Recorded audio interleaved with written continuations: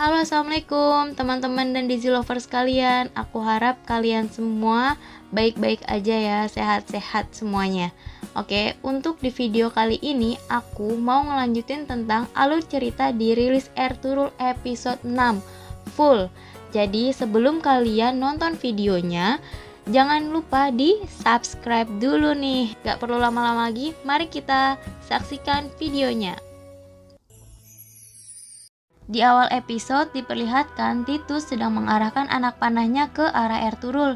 Halime yang pada saat itu sedang bersama Ertugrul, ia melihat anak panah itu sedang melesat ke arah Ertugrul.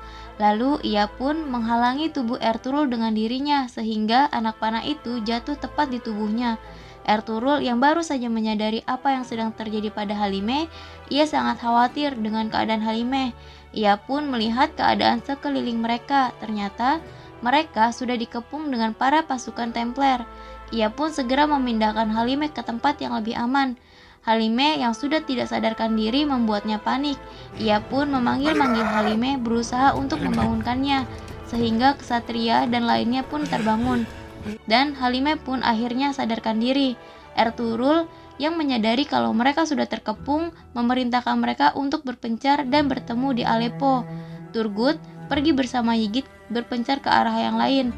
Lalu salah satu pasukan Templar menyadari kepergian Turgut dan Ygit, dan ia pun melaporkan hal itu kepada Titus. Lalu Titus yang menyadari kalau Ertugrul sudah terperangkap, ia pun memerintahkan sebagian pasukannya untuk menangkap Ygit. Belum sempat Ertugrul dan lainnya melarikan diri, pasukan Templar lainnya datang menyerang mereka. Melihat kondisi Halime dan banyaknya jumlah pasukan yang menyerang mereka, Ertugrul pun meminta pangeran pergi terlebih dahulu bersama Halime. Ertugrul bersama kesatrianya pun berusaha untuk menghadapi serangan itu. Lalu Doan berkata pada Ertugrul supaya Ertugrul pergi bersama Halime dan Numan Bey, dan mereka yang akan menahan pasukan itu. Ertugrul pun segera pergi menyusul Halime dan Numan. Lalu di sisi lain, Turgut dan Ygit sedang berlari dari kejaran pasukan Templar. Pasukan Templar pun berhasil mengepung mereka. Turgut berusaha untuk menghadang serangan mereka, namun ketika Ygit ditangkap oleh salah satu pasukan itu, dan pasukan itu pun menyuruh Turgut untuk berhenti dengan ancaman ia akan membunuh pangeran, dan akhirnya Turgut pun mengalah dan menghentikan serangannya.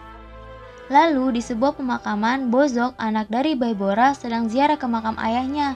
Bozok pun mengingat kejadian saat ia memasuki tenda Kurdolu dan menodong belatinya ke leher Kurdolu. Lalu ia bertanya pada Kurdolu, "Apa kau yang membunuh ayahku Baybora?" Kurdolu pun menjawab dengan berbohong, "Baybora sudah seperti saudaraku sendiri. Yang membunuh ayahmu adalah orang yang menganggap aku dan dia sebagai bahaya di suku ini." Bozok yang tidak mengerti maksud dari perkataan Kurdolu pun bertanya, "Apa maksudmu?" Kurdolu pun menjawab, "Mengertilah, pembunuh ayahmu adalah Sulaiman Shah."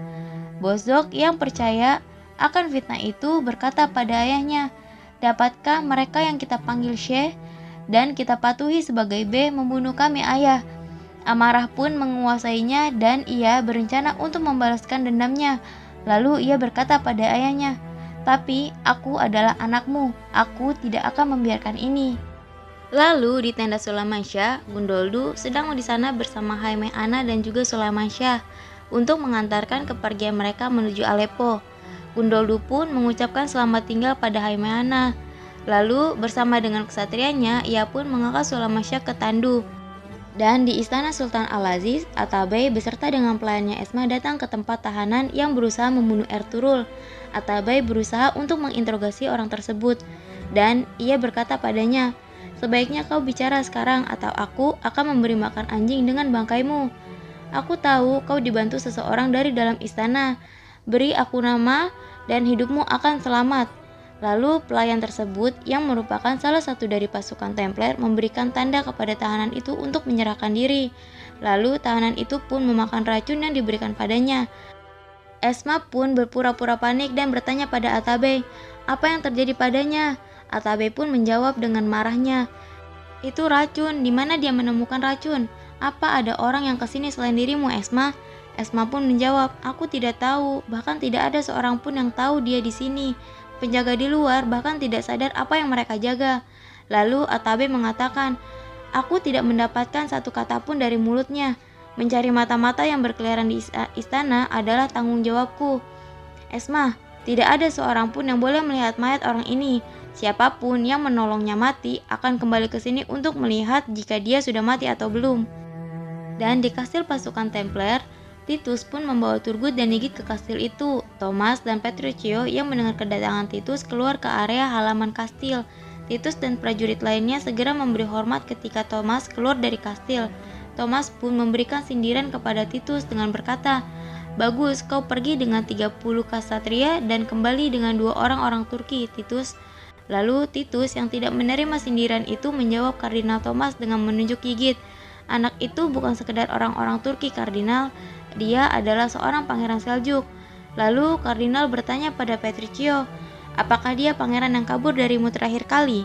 Alih-alih menjawab sindiran dari Kardinal Thomas, Petruchio malah bertanya, dan ini siapa? Menunjuk ke arah Turgut.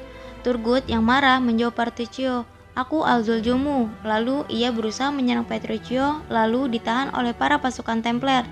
Lalu Petruchio memerintahkan pasukannya untuk membawa Gigit dan Turgut ke dalam istana. Petruchio yang marah dengan Titus, ia pun memanggil Titus ke dalam istana dan berkata padanya, aku memperingatkanmu berulang kali, aku bilang jangan sampai dendam pribadimu mengganggu tugasmu, tapi kau keras kepala dan masih mengikuti orang Turki itu. Aku kehilangan 30 ksatria karena ketidakmampuanmu. Apa kau tidak mengerti ejekan Kardinal? Kau mempermalukanku dan seluruh pasukan Templar. Tidak ada lagi pengampunan dariku.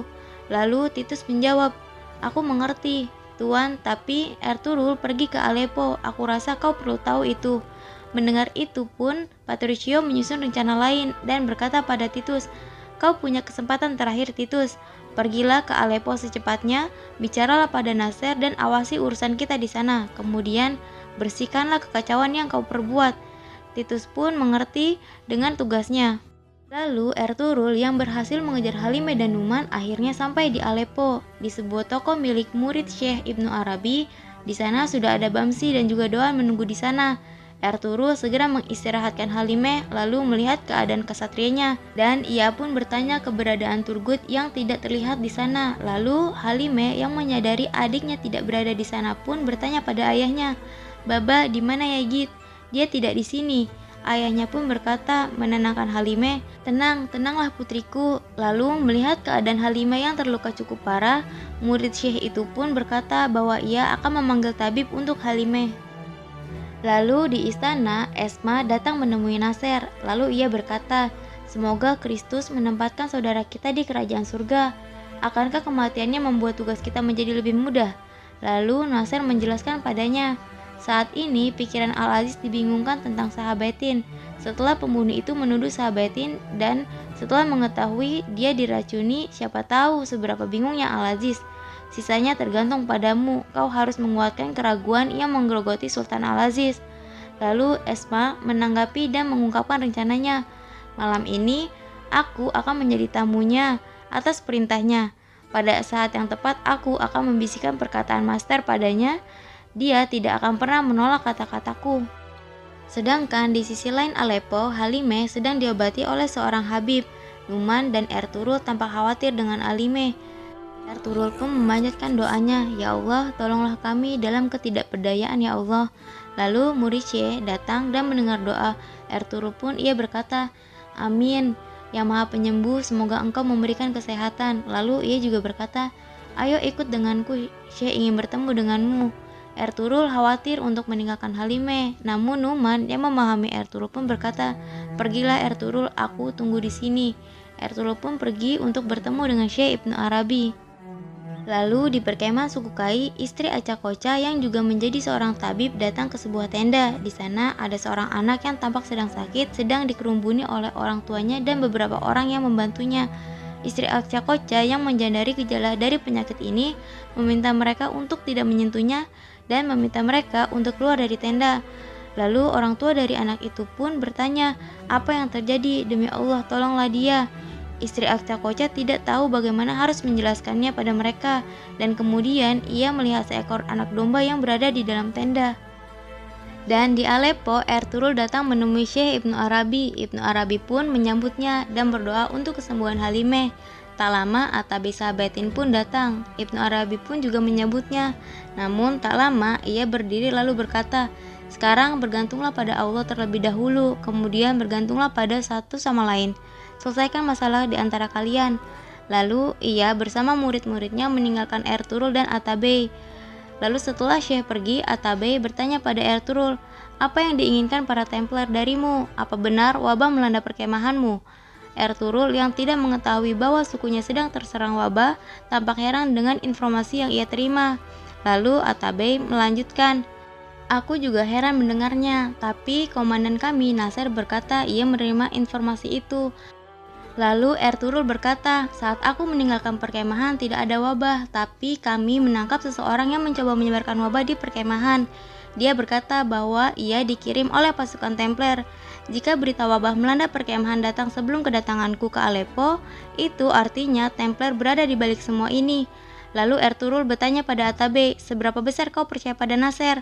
Atabe pun menjawab, "Mulai sekarang aku tidak percaya siapapun di istana Ertugrul." Lalu Ertugrul mengingatkan kejadian saat ia berada di istana dan berkata, "Saat aku ingin menangkap orang yang mencoba membunuhku, Nasir menusuknya tanpa alasan." Lalu Atabe pun mengatakan pada Ertugrul, "Orang itu tidak mati. Saat ia sembuh, aku menginterogasinya, tapi kemarin ia bunuh diri di depan mataku." Lalu Ertugrul bertanya, "Apa rencanamu?" Atabe mengatakan bahwa hal pertama, besok ia akan memberitahu Al-Aziz tentang Nasir. Ia juga mengatakan bahwa ia yakin keponakannya tidak akan menutup mata dengan peringatannya kali ini. Lalu di istana, Sultan Al-Aziz sedang bersama Esma. Esma yang terlihat tampak murung membuat Sultan Al-Aziz bertanya padanya, "Esma, ada apa? Apa yang mengganggu pikiranmu?" Lalu Esma yang menjalankan sandiwaranya berkata pada Sultan, "Aku tetap diam karena takut keluar jalur Sultan." Dan akhirnya Esma menyebut nama Sahabatin. Sultan yang tidak mengerti maksud dari Esma bertanya, "Aku tidak mengerti, Sahabatin. Apa dia melakukan sesuatu padamu?" Esma pun menjawab, Tidak, aku hanya seorang pelayan setia dan terpercaya di matanya. Aku merasa bersalah karena dia Sultan. Dia mempercayaiku lebih dari siapapun. Dia tidak keberatan memberitahuku rahasia yang dia rahasiakan dari orang lain. Dia bahkan tidak menyembunyikan pembunuh itu dariku. Setiap hari aku memberi pria itu makan, tapi hari ini pria malang itu mulutnya berbusa dan mati." Dengan menangis, ia pun melanjutkan, "Mungkin diracuni Sultan." Sultan yang tampak kecewa bertanya padanya, "Kenapa kau tidak memberitahuku, Esma?" Esma mengatakan sambil menangis pada Sultan, "Aku takut." Sultan pun bertanya, "Mengapa kau takut?" Lalu Esma menjawab, "Sahabatin, bagaimana jika dia keracunan karena makanan yang aku siapkan untuknya? Dengan tanganku sendiri, bagaimana aku melakukan dosa membunuh Sultan?" Sultan pun berusaha untuk menenangkannya. Dan di ruang bawah tanah kastil pasukan Templar, Turgut sedang dicambuk oleh Markus atas perintah Petruchio. Petruchio yang melihat Igit tanpa ketakutan, ia pun menghampirinya dan berkata, "Jangan takut pangeranku, kau tidak akan disakiti seperti dia, kau datang dari darah seorang bangsawan." Igit pun meminta Petruchio untuk membiarkan Turgut pergi, tapi Petruchio malah berkata, "Bangsawan tidak seharusnya bersedih untuk nasib seorang budak, hanya memarahinya ketika mereka membuat masalah." Lalu Turgut mengatakan pada Petruchio, "Pengecut, jika kau ingin membunuhku, lakukanlah." Lalu Petruchio yang tampak senang, ia pun menjawab, "Tidak semudah itu orang Turki, kau akan memohon tapi kau akan hidup. Tentu kau akan hidup seperti yang aku inginkan." Turgut menjawab dengan keyakinannya yang teguh, "Hidupku adalah milik Allah, bagaimana kau akan menakutiku?" Petruchio menjawab, namun tatapannya mengarah ke Giovanni yang sedari tadi juga menyaksikan di balik pintu tahanannya. Terkadang seorang akan takut dengan dirinya sendiri, jika tidak mereka akan takut akan jiwa yang mereka cintai, bukankah begitu Giovanni? Lalu dengan senyum sinisnya, ia dan Markus meninggalkan ruang bawah tanah. Giovanni berusaha untuk menguatkan Turgut dengan berkata, "Oh sang pemberani, jangan mengandalkan keberanian dan umur mudamu. Di sini tidak ada yang mendengarkanmu kecuali Allah." Turgut pun dengan pasrah dan berserah ia pun memanjatkan doanya kepada Allah untuk diberikan pertolongan. Lalu Giovanni pun melanjutkan, "Jika kau sedang putus asa, ingatlah bahwa Allah lah yang maha kuasa. Jika kau merasa lapar, ingatlah Allah maha memelihara. Kau di sini seluruhnya karena Allah. Jangan lupa itu." Lalu di Aleppo, Titus bertemu dengan Nasser. Nasser pun memberikan informasi kepada Titus. Tabe sudah seperti orang mati bagi Al-Aziz. Di seluruh Aleppo, Sahabetin akan diingat sebagai pemberontak yang bekerja sama dengan pasukan salib. Dan aku akan menyebarkan pemberontakan besar ini. Aku akan menjadi satu-satunya orang yang dipercaya emir di istana. Lalu Titus pun bertanya padanya, bagaimana dengan Ertugrul? Maksudku suku Kai, masalah tanah baru mereka akan terselesaikan hari ini bukan? Lalu Nasser pun menjawab, jangan khawatir, hari ini Ertugrul akan keluar dari istana seperti orang yang kehilangan segalanya. Dan di istana, Nasser bersama Sultan Al-Aziz dan Esma datang ke tempat tahanan yang diracuni itu. Sultan Al-Aziz menyaksikan mayat itu, lalu Nasser pun meyakinkan Sultan Al-Aziz dengan mengatakan, benar yang dikatakan pelayan itu Sultan. Sultan pun yang kecewa dengan itu akhirnya percaya dengannya. Lalu di perkemahan suku Kai, Akcakoca bersama istrinya dan juga Gundoldu sedang mengumpulkan para rakyat suku Kai yang terjangkit wabah. Gundoldu yang tampak cemas bertanya pada Akcakoca, Akcakoca, seberapa besar bahaya wabah ini? Bukankah kita telah membakar semua binatang untuk keluar dari masalah ini? Akcakoca pun menjawab, kami membakarnya, tapi karena seorang anak, dia tidak menyerahkan anak lembunya dan menyembunyikannya. Gundoldu juga mencemaskan dengan migrasi yang akan dilakukan besok. Ia pun bertanya pada Akcakoca, migrasi akan dimulai besok, bagaimana dengan orang-orang Malang ini? Akcakoca menjelaskan padanya, Beim, tidak banyak yang bisa kita lakukan, mereka hanya memiliki waktu 3 hari. Lalu Gundoldu bertanya, apa kita akan meninggalkan mereka? Lalu istri Akcakoca berkata, aku akan tinggal di sini bersama mereka. Akcakoca yang tampak tidak setuju dengan istrinya itu, tapi istrinya berusaha meyakinkannya, Beim, aku tahu tidak ada yang bisa kita lakukan, tapi paling tidak aku dapat meringankan sedikit penderitaan mereka.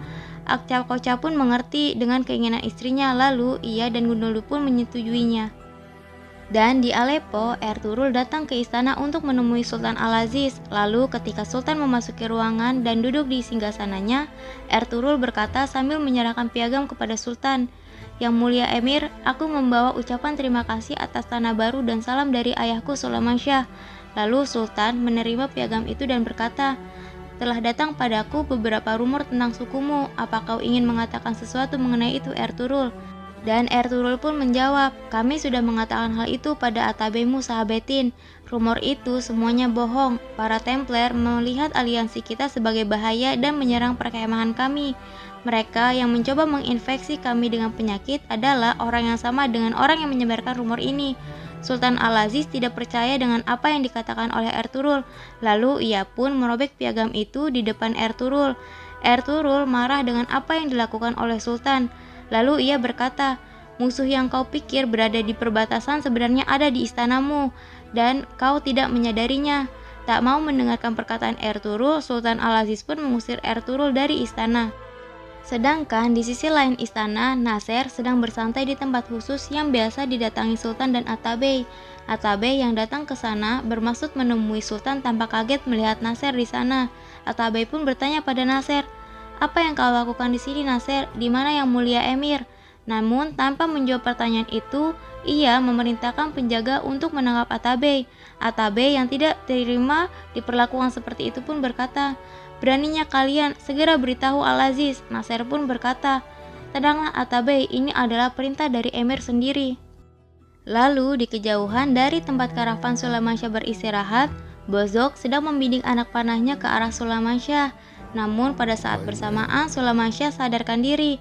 Haimehana dan lainnya tampak senang melihat Sulaimansyah bangun dan mengurumuni kereta yang membawa Sulaimansyah sehingga menghalangi Bozok. Menyerah dengan menggunakan busur, ia pun mengambil belatinya dan berlari ke arah Sulaimansyah. Lalu di sisi lain, di perjalanan sekembalinya Ertugrul dari istana, seseorang memanggil Ertugrul, Ertugrul Bey. Ertugrul tampak enggan untuk menoleh ke arahnya, lalu orang itu berkata lagi, kau tidak akan menyesal mendengarkanku. Ertugrul pun menoleh ke arahnya. Lalu orang itu menunjukkan kalung milik Pangeran Sigit dan juga kampak milik Turgut. Lalu apa yang akan dilakukan Ertugrul untuk menyelamatkan Turgut dan Sigit dan bagaimana kelanjutan keadaan Halimeh? Mari kita tonton di episode selanjutnya. Ya, gimana teman-teman Dizzy Lover, episode 6 ini semoga kalian suka. Jadi, jangan lupa like, comment, subscribe, dan juga share ya. Thank you. Wassalamualaikum.